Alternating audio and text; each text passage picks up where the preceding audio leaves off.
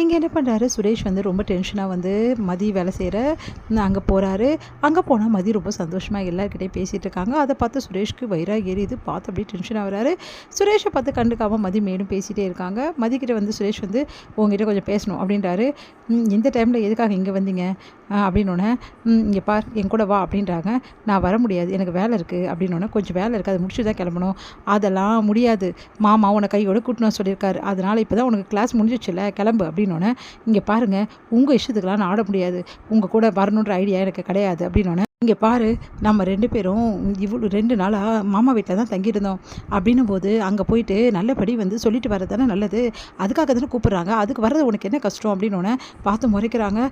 இங்கே பார் நானும் எனக்கும் உன் கூட கூட்டிகிட்டு போகணுன்ற இன்ட்ரெஸ்ட்லாம் கிடையாது, வேறு வழி இல்லாமல் தான் வந்திருக்கேன், இங்கே பார் தேவையில்லாமல் ஒம்பு பண்ணாமல் முதல்ல கிளம்பு அப்படின்னோடனே சரி இருங்க நான் வரேன் அப்படி சொல்லிட்டு சரி நான் கிளம்புறேன் அப்படி சொல்லிட்டு அங்கே இருக்கவங்கிட்ட சொல்லிவிட்டு மதியம் கிளம்புறாங்க.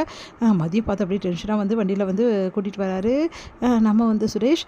அடுத்து சுரேஷும் மதியம் வந்தோடனே வந்து என்ன பண்ணுறாங்க, சரி சமையலாம் ரெடி ஆகிடுச்சுல மதி நீ போயிட்டு ஃப்ரெஷ்அப் ஆகிட்டு வாமா, வந்து சாப்பாடு எடுத்து வைக்கிறேன் அப்படின்னு சொல்லிட்டு சொல்கிறாங்க.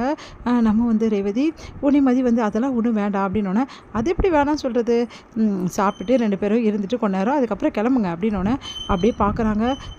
என்ன மதி சாப்பிட்டுட்டு வந்து இருந்துட்டு அப்புறம் போகலாம்ல அப்படின்னோடனே உன்னை யோசிக்கிறேன் எங்கே போகணும் அப்படின்னோடனே வேறு எங்கே போகிறது, எல்லாம் உன்னோட மாமியார் வீட்டுக்கு தான் அப்படின்றாங்க பாட்டி. உன்னை வந்து மதி பார்த்துட்டு அப்படியே இருக்காங்க. என்ன போகிற ஐடியா இல்லையே, இங்கே இருக்கணும்னு தான் எனக்கும் வந்து நல்லது தான், சுரேஷ் இங்கே இருந்தால் எனக்கும் சந்தோஷம் தான், ஆனால் வேறு வழி இல்லையே மாமா சொல்லிட்டாரே, வேறு வழி இல்லைம்மா நீங்கள் நல்லபடி வந்து கிளம்புறது நல்லது அப்படின்னு சொல்லிட்டு சொன்னோன்னே சரி நாங்கள் கிளம்புறோம் அப்படின்னு சொல்லிட்டு சாப்பிட்றாங்க. தங்கராஜ் வந்து கண்ணை காட்டுறாரு ரேவதி கிட்ட. ரேவதி வந்து அமைதியாக இருக்காங்க. அப்போ வந்து மதிக்கிட்ட வந்து தங்கராஜ் வழக்கம் போல் ரொம்ப அட்வைஸ் பண்ணிகிட்டே இருக்காரு. அதெல்லாம் கேட்ட மதி செம்ம இரிட்டேட் ஆகிறாங்க. அப்புறம் ரேவதியை பார்த்துட்டு அமைதியாகிடுறாங்க. சரி 2 பேரும் நல்லபடி இருக்கணும், இதுக்கப்புறம் சண்டை சச்சரவுலாம் போட்டுக்கூடாது அப்படின்னு சொல்லிட்டு பாட்டியும் சொல்லி அனுப்புகிறாங்க. 2 பேருமே இங்கே வீட்டுக்கு வராங்க. வீட்டுக்கு வந்தோடனே வந்து அப்படியே வந்து மதியோட மாமியார் லக்ஷ்மி வந்து அப்படியே பார்த்துட்டே இருக்காங்க. ராகவனும் பார்த்துட்டே இருக்காரு. அப்படியே 2 பேரும் வாமா அப்படின்றாங்க. ராகவன் வந்து வாமா அப்படின்றாரு. உடனே நல்லபடி வந்து இருந்தீங்களாடா 2 பேரும், எந்த பிரச்சனையும் இல்லையே அப்படின்னு சொல்லிட்டு கேட்குறாங்க. மாப்பிள்ளை வீட்டில் நல்லபடி நடந்துக்கனால நான் பொண்டாட்டி அப்படின்னோடனே அமைதியாக இருக்கா சுரேஷ். அதெல்லாம் ஒன்றும் பிரச்சனை இல்லைப்பா அப்படின்னோடனே சரி சரி 2 பேரும் வந்து சாப்பிட வரீங்க இல்லைப்பா அங்கேயே நாங்கள் சாப்பிட்டுட்டோம், மாப்பிள்ளை சாப்பிட வச்சு தான் அனுப்பிச்சிருப்பாரு, அந்த மாதிரி ஒரு மாப்பிள்ளை கிடைக்க கொடுத்து வச்சுருக்கோம், நம்ம வீட்டு பிரச்சனை இல்லை, என்ன மாதிரி வந்து சமாளிக்கிறதுக்கு அவர் தான் கரெக்டு அப்படின்ற மாதிரி பேசிகிட்டு இருக்காரு. என்னம்மா சமாதானம் ஆகிட்டல, எந்த பிரச்சனையும் இல்லைல்ல உனக்கு அப்படின்னோடனே அமைதியாக இருக்காங்க. உடனே வந்து அப்படியே பார்த்துட்ருக்காங்க மதி.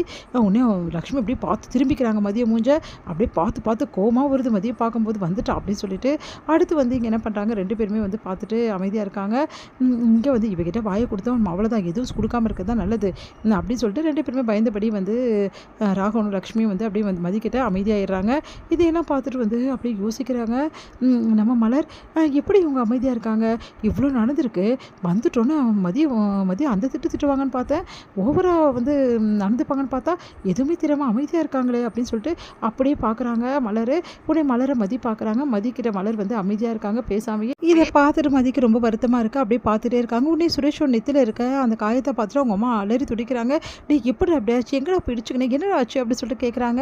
அதுக்கு சுரேஷ் மதியை பார்க்குறாரு. மதியம் அமைதியாக இருக்கு. என்னடா இவ ஏதாவது பண்ணாளா ஒன்று, எனக்கு நல்லா தெரியும் இப்போ தான் ஏதோ பண்ணியிருக்கா அப்படின்னு ஒன்று அமைதியாக இருக்காங்க. மதி என்ன நடந்து சொல்கிறா, அம்மா அதெல்லாம் ஒன்றும் இல்லைம்மா, திடீர்னு வந்து கால் தவறி விழுந்துட்டம்மா, எங்கே மாமா வீட்டில் விழுந்த, ஆமாம்மா பாத்ரூமில் தான் தெரியாமல் இடிச்சுக்கிட்டேன், வேறு ஒன்றும் இல்லைம்மா, சின்ன அடி தான், அதெல்லாம் சரியாக போச்சு, இல்லையடா இப்படி அடிபட்டிருக்கேடா, இந்தளவு ரத்தம் வர வரைக்கும் காயம் ஏற்பட்டிருக்கேடா அப்படி சொல்லிட்டு எல்லாருமே சுரேஷ் கேட்குறா. சுரேஷ் அப்படியே மதியம் பார்த்து முறைக்கிறாரு.